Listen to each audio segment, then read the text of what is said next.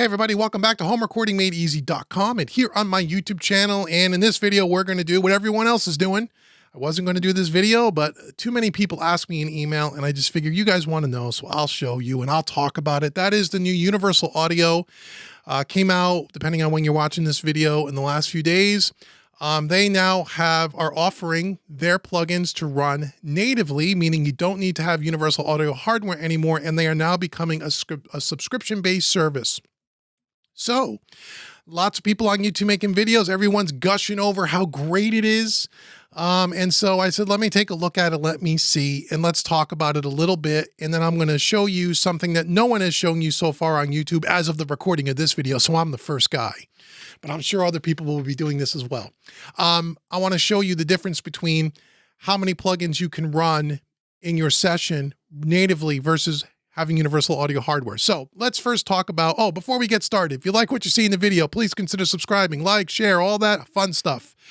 Also, if this is your first time here, go out to homerecordingmadeeasy.com, because if we're talking about plugins, you're into mixing. And if you're into mixing, I got a ton of training courses for beginner, intermediate, advanced at homerecordingmadeeasy.com. And if it's your first time here, I want to give you a free mixing course right on the homepage. You can't miss it. Click the orange button.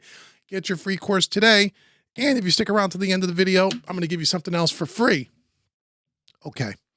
Here we are on the website here, Universal Audio. Now, I will say in the beginning, you guys have been following me for any length of time. You know I'm a Universal Audio fanboy. I have been since the days of UAD 1.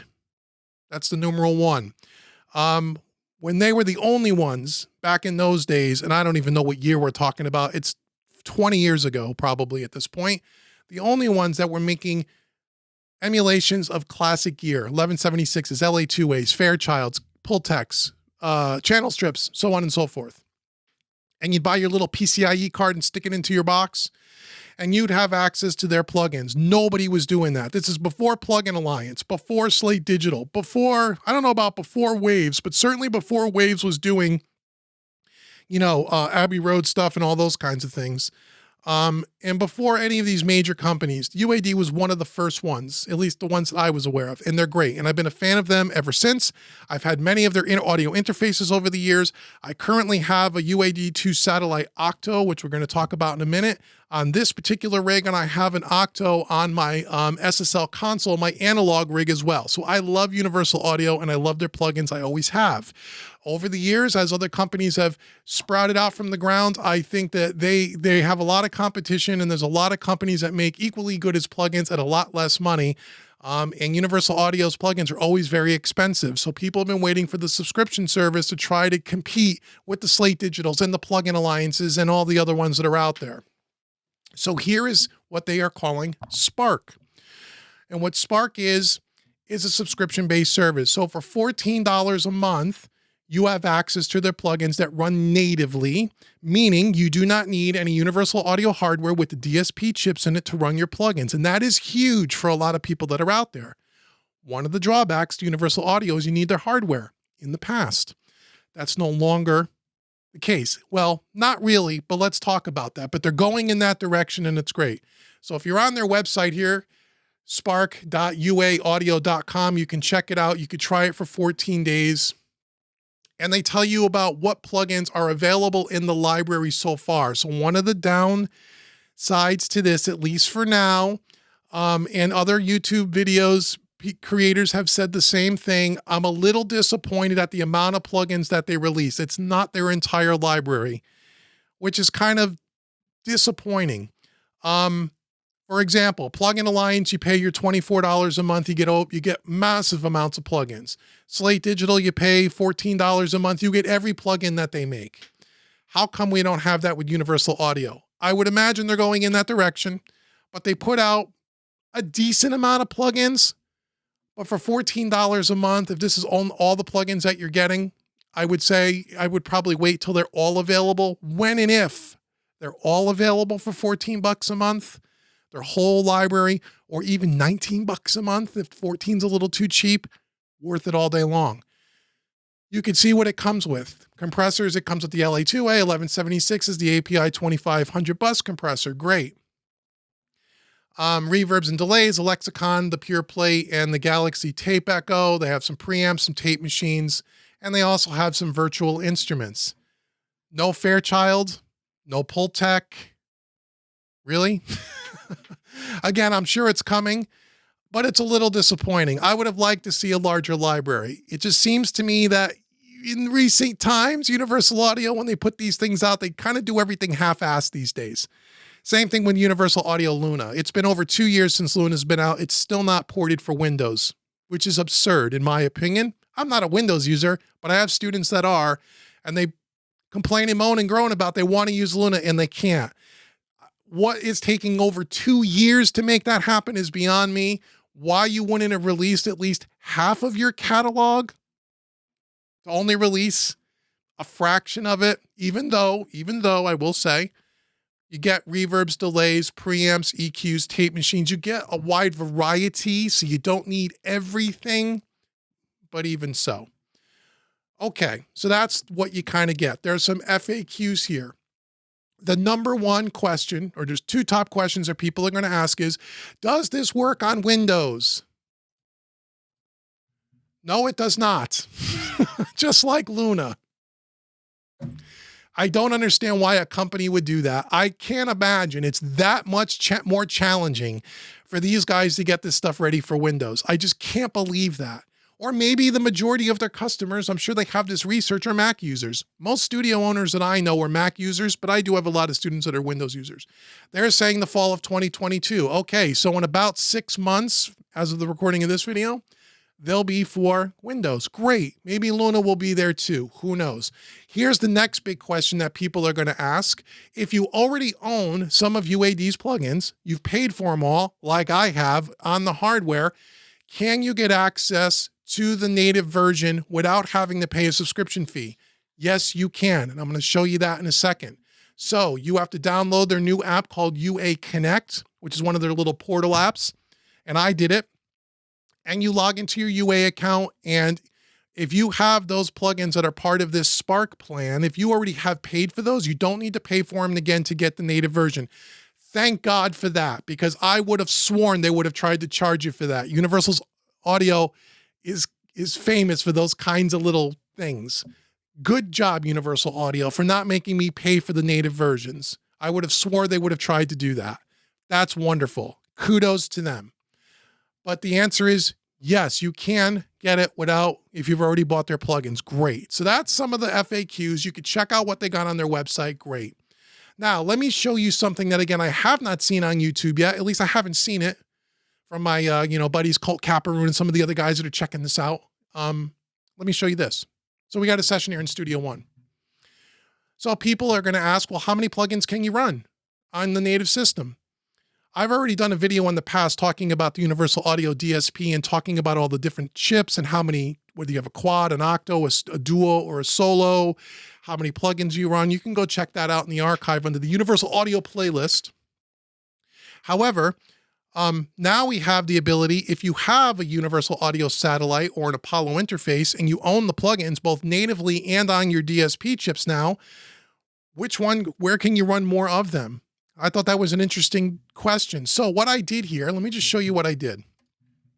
I just took a drum loop, copied it 48 times. The first 24 tracks are all in green. Those all have one instance of the Universal Audio Vision, API Vision channel strip. Typically, the channel strips take up a lot more DSP or CPU. Typically, every plugin is going to take more or less resources depending on the plugin, but historically, the channel strips are usually the ones that take up a lot, because in a channel strip, you have a gate, compressor, filters, EQs, saturation, and all that. You have a lot more modules going on. Okay, so this is the new API Vision channel strip. This is the native version of it in green.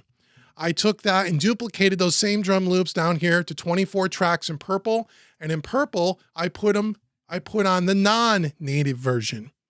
And you may say, well, how do you know which is which, Dave? Well, when you download your plugins, and I come over to my browser here in Studio One, once you activate your licenses, you're going to have two folders. You're going to have the Universal Audio UADX. That is the new native versions, and there's only a handful of them here, as we can see. And then you're also going to have your folder called Universal Audio Inc. And that is all of your DSP ones, the ones that run on your hardware. So what did I do? I put 24 channels of native vision channel strips and 24 channels of the hardware running off the DSP chips. And as you can see, they're exactly the same plug-in. I'll open up both of them. Here they are. So you can see they look exactly the same. There's nothing different about them visually. That's not like a light version on the native version or anything like that. It's supposed to be all the same. Do they sound exactly the same? I haven't listened to them yet. We're not going to get in that in this video. Let's assume that they do, but it is the same plugin. So here's something interesting. So they're all turned on. When I look at now my performance monitor, which is, my internal computer, my computer's internal resources here in Studio One, you'll see that with 24 instances of the vision channel strip, we're only running 8% of my CPU, which is super, super low and impressive. And that's not with turning on plugin nap. If I play back the audio, you can't hear it because I've turned it down. It only creeps up to about 9%. Okay, plugin napping sometimes will drop it down 1% or 2%, but we're at 8%, right? For 24 instances of the channel strip. Now, this is completely dependent on your computer specification. So let me show you my Mac. I have a fairly new Mac. I do have an M1 on my analog rig, which we'll test out in another video. But this is a brand new 2020 iMac with a 3.6 10-core i9 with 64 gigs of RAM running Catalina. So it is a newer computer. If you have a computer that's a little older with a slower processor, less cores, maybe a 6-core or an 8-core on an i7 or even an i5, you're still going to be okay. We're still only running at, like I said, 7%, 8% when you're playing back the audio. Okay. Conversely, if I open up my Universal Audio Performance Meter to have the same 24 instances of the vision channel strip, we're running at 86% of the DSP available to me on an Octo satellite. Now, you can daisy chain up, I think, to 4 or maybe it's even 6 these days. On the Thunderbolt 3, you can put 6 octos together or 6 quads or whatever you wanted to do. You can get a bigger rig, which is the way you would do it in the past. But these octos probably run $1,200, right?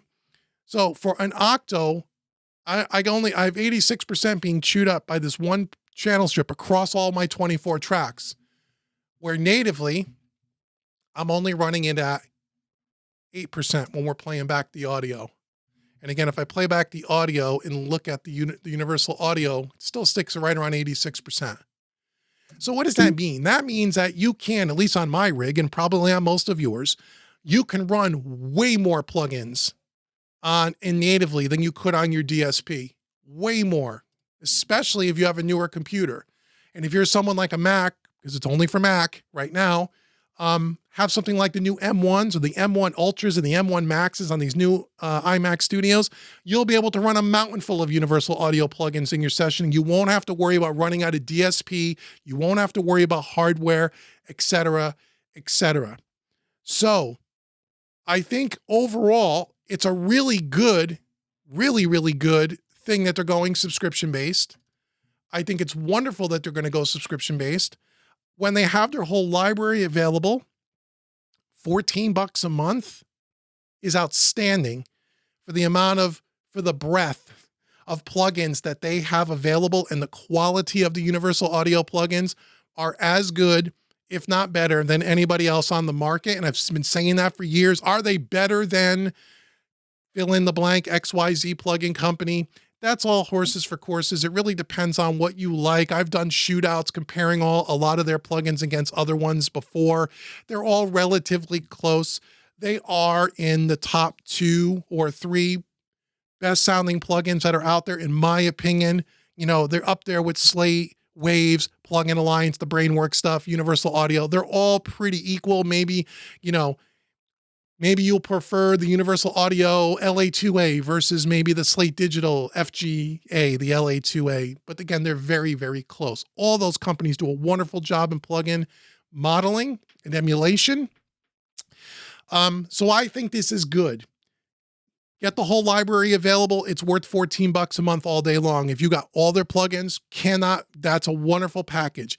It seems right now, from what little testing that I've done, you can put a lot of plugins on in your session. And if you even have a halfway decent, powerful computer, you're going to have no problem running all the channel strips, tape machines, reverbs, delays. And again, every one of those plugins is going to take up different amounts of CPU, just like with any other plugin company. But from what I can see based on this Vision channel strip, right on. Now I want to see the Neve and the SSL. I want to see those in the Spark catalog. And my guess is it will be there soon enough. When, I don't really know. Maybe if someone from Universal Audio is watching this, which I highly doubt, you can let us know in the comments below. So that's my take on this. Good deal. Should you try it out? You could try it out for 14 days. If you want to check out their plugins, you can check them out. It's wonderful. You don't need the hardware anymore, which is great. And I think that's a wonderful, wonderful thing. So that's kind of my opinion. And that's kind of a first look here at the Universal Audio Spark setup and how it can run on your system. Let me know in the comments below what you think. If you like Universal Audio, if you don't like Universal Audio, why don't you like them? And if you like them, what do you like about them? Oh, and I will say again, one more, again, reiterating what I said earlier, it's a really excellent thing that if you already own their plugins on the hardware versions, that you don't need to pay for the native subscription. That is wonderful. And I gotta tell you, I'm surprised they didn't try to charge you, even try to charge you maybe half of the 14 bucks or something like that, just to try to squeeze some money out of you. I'm really surprised they didn't do that. But I'm so happy that they didn't do that. If they would have done that, this video would have had a much different tone to it. Because they would have probably lost me. But they didn't, and that's great. So good job, Universal Audio. Again, get it ready for Windows. Please get Luna ready for Windows. I'm tired of hearing my students moan and groan that it's not ready for Windows. I can't believe it's 2 years and you still haven't done that yet. But anyway, so I want to thank you so very much for watching. Now, as I said at the beginning, first time here, homerecordingmadeeasy.com. Get your free mixing course. Once you take that course, if I resonate with you as an instructor and you dig my style of teaching and you want to check out any of the other courses on my website, from beginner, intermediate, advanced, around recording, mixing, and mastering, and so much more, I want to give you a discount. Use the coupon code YouTube25 at checkout. That'll take 25% off any training course on my website. And until the next video, I've been Dave with homerecordingmadeeasy.com. Thank you so very much for watching. I'll see you guys all soon. Take care, everybody.